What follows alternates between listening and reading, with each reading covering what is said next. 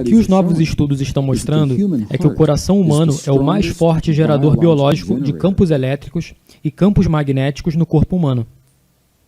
Então, o nosso coração tem a capacidade de gerar os mesmos campos dos quais as coisas do nosso mundo são feitas.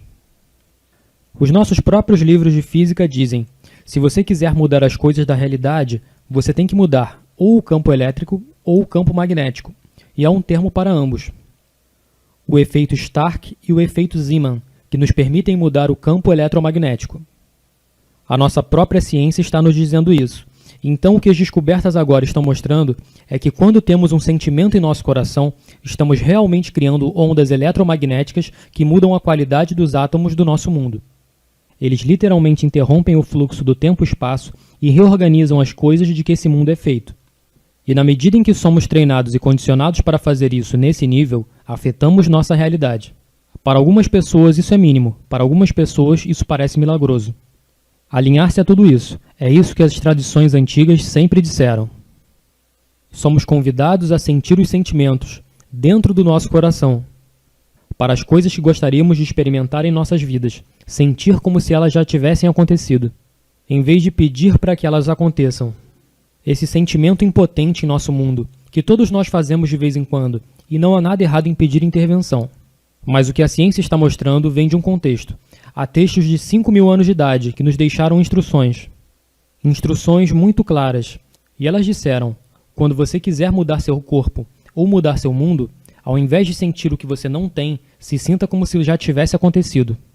E isso parece não fazer muito sentido para nós. Soa como hocus-pocus para um cientista.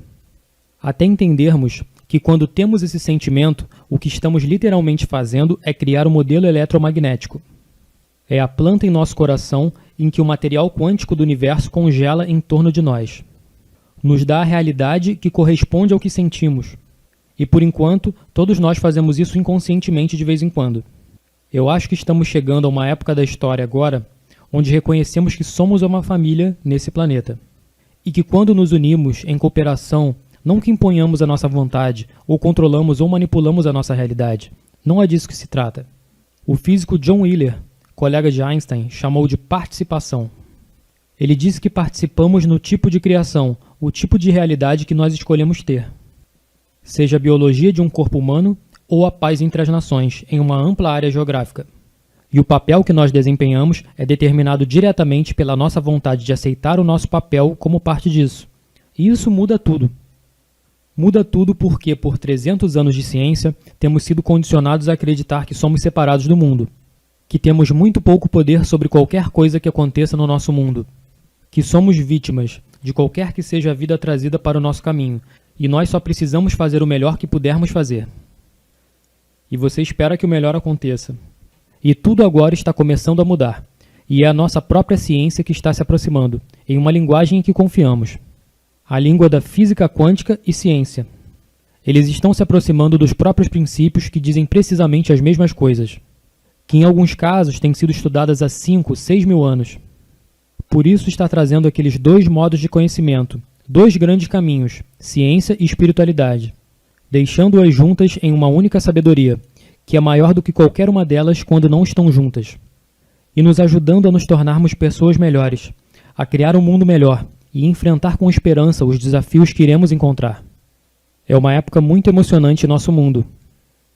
Existe um campo inteligente de energia que permeia nossa realidade física. Sabemos que esse campo está lá, tem sido documentado. É o que é chamado de campo de energia não convencional. Não funciona como a eletricidade. Então nunca tivemos equipamentos para medi-lo. Estávamos tentando medir com equipamento que mede coisas como sinais de televisão ou ondas de rádio. E a energia não trabalha dessa forma. Então, somente no final dos anos 90, início dos anos 2000, que realmente tivemos ampla disseminação e acesso à tecnologia para medir essas coisas. Houve pioneiros no final do século XVIII, Tesla e outros pesquisadores. Certas pessoas que tinham vislumbres, insights sobre como o nosso mundo funciona. E eles estavam nos dizendo isso há mais de 100 anos. Mas isso só foi disseminado em artigos acadêmicos e revisados por pares recentemente. Isso só se tornou aceito nos últimos anos. Então estamos chegando apenas ao lugar onde essas tradições antigas começaram. E é aí em que a ciência e a espiritualidade, eu acredito, realmente podem servir uma à outra.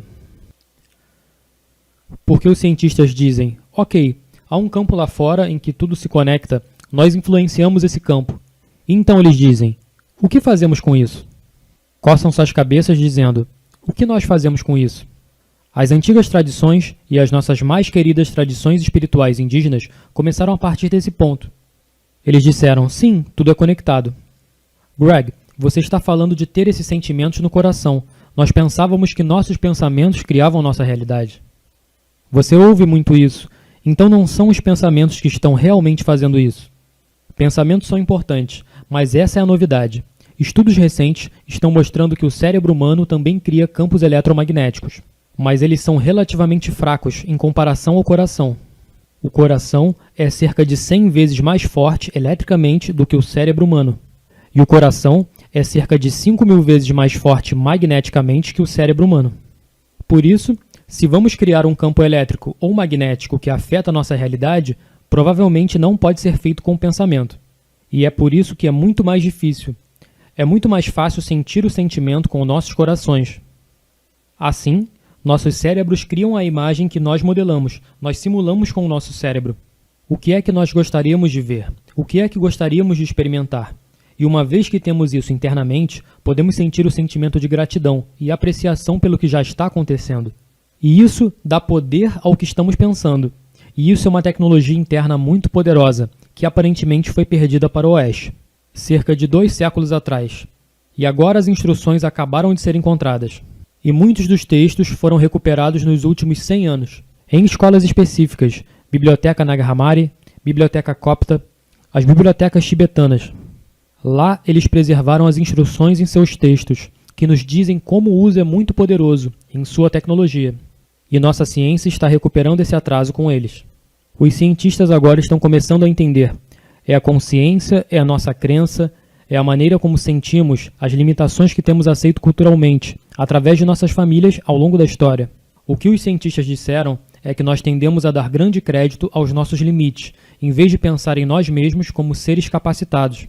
E independentemente de estarmos conscientes disso ou não, a crença subconsciente de que nós somos vítimas sem poder nesse mundo tem uma tremenda influência em tudo o que fazemos. Até pessoas muito conscientes que gastam suas vidas em ashrams e em cavernas meditando, em um mosteiro que você conheça do outro lado do mundo a 17.000 pés acima do nível do mar. Há lugares dentro de nosso ser, indicando sermos vítimas impotentes, e isso ocupa um papel dominante em nossas vidas. Por isso ficamos em conflito entre isso e as nossas grandes capacidades. Nas tradições sânscritas, que são a raiz de muitas das coisas que estamos falando hoje, o que encontramos é que há um sistema de 7 chakras, 7 sistemas de energia, 3 abaixo do coração e 3 centros acima. E esses centros, nas tradições sânscritas, estão ligados diretamente aos componentes que estávamos falando a respeito, do que conversávamos sobre a manifestação. Os 3 centros de energia superiores estão ligados ao que poderíamos chamar de nosso processo de pensamento, nossa comunicação. E os 3 centros mais abaixo estão ligados ao que poderíamos chamar de emoção. E eles definem emoção um pouco diferente do que nós. Eles dizem que há 2 emoções primárias que nós produzimos.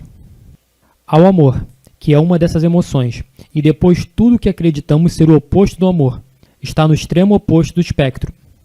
Por isso, é como 2 polaridades com a mesma energia. Assim, para muitas pessoas é amor e medo. Então eles dizem que a maneira como nós trabalhamos nesse mundo, a maneira como nos manifestamos, como nós e nossos centros superiores achamos que comunicamos, falamos com outra pessoa, o que verbalizamos, o que gostaríamos de experimentar, imaginamos em nossa mente. Esse é o pensamento. E uma afirmação é um pensamento. Só que é um pensamento vazio, a menos que nós coloquemos um pouco de energia nisso. A maneira de colocar energia nisso é estimular e desenvolver a energia desses centros de energia mais baixos. Nosso amor pelo que estamos pensando, ou subconscientemente, nosso medo do que estamos pensando. E quando nós fazemos isso, quando combinamos o pensamento e a emoção, eles se unem nesse mágico, misterioso e precioso lugar, bem no centro de nossos corações. E é isso que os ancestrais disseram. Onde eles agiram, está tudo em nosso coração. E por definição, criamos um sentimento. Sentimento é a união entre pensamento e emoção, O sentimento é o que cria as ondas que falam para o campo, para a matriz do nosso universo. O sentimento é o que cria. Assim, a menos que tenhamos imbuído nossa afirmação, que a tenhamos alimentado com a emoção do nosso amor, pelo nosso companheiro perfeito que está se manifestando agora, ou nossa abundância, ou a nossa cura, ou a cura dos nossos entes queridos, eles podem se tornar apenas um pensamento vazio. E algumas pessoas acabam ficando frustradas com suas afirmações. Sabe, elas dizem que fizeram suas afirmações 100.000 vezes por dia e nada aconteceu. E elas perderam o interesse, se sentiram sem poder, elas se sentiram como vítimas. Elas dizem, você sabe, essa coisa não funciona, porque só tínhamos metade da fórmula. Então o sentimento é o que realmente cria, e é por isso que, para mim faz tremendo sentido, se o sentimento é o que cria, então você tem que dar a esse campo algo para trabalhar. Então ele pode te mostrar o que você está criando. Por que não sentir o que é que você gostaria de experimentar? Assim, o campo pode dar isso de volta para você, em vez de sentir as coisas que você não tem, que você não quer, porque esse é o modelo que o campo recebe de volta para você. É algo muito sutil, é uma pequena mudança espiritual, em pensar nos resultados. Em vez de pensar no lugar de falta, alguma coisa muda, então a sensação de que estamos criando fica muito próxima, associada ao que chamamos de crença. Crença e sentimentos ambos ocorrem no coração.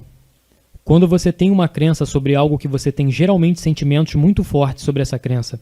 Você pega alguns dos tópicos mais controversos em nossa sociedade hoje. Aborto, suicídio assistido, você sabe, o direito de morrer, eutanásia. E sempre que você traz esses tópicos, há um monte de sentimentos que circundam as crenças que temos com relação a isso. Então eles estão intimamente relacionados. Então você faz a pergunta, é importante crer? Sim, é importante. No grau que acreditamos ser curados, para esse grau, quando começamos a criar os tipos de padrões em nosso corpo, nosso coração vai enviar os sinais para o nosso cérebro dizendo, esse corpo está curado. Então o cérebro vai inundar o corpo com a química que permitirá a cura. Já vimos isso documentado, medicamente. Então isso acontece dentro de nossos corpos. O mesmo princípio agora está sendo documentado além de nossos corpos. Então o efeito não se limita aos nossos corpos. Esse campo carrega esses efeitos além de nossos corpos no nosso mundo físico. Dessa forma, nós influenciamos. Sim, eu não estou usando a palavra controlar ou manipular. Não estamos impondo a nossa vontade quando influenciamos. Nós temos a capacidade de influenciar o resultado dos eventos em nossas vidas, individual e coletivamente.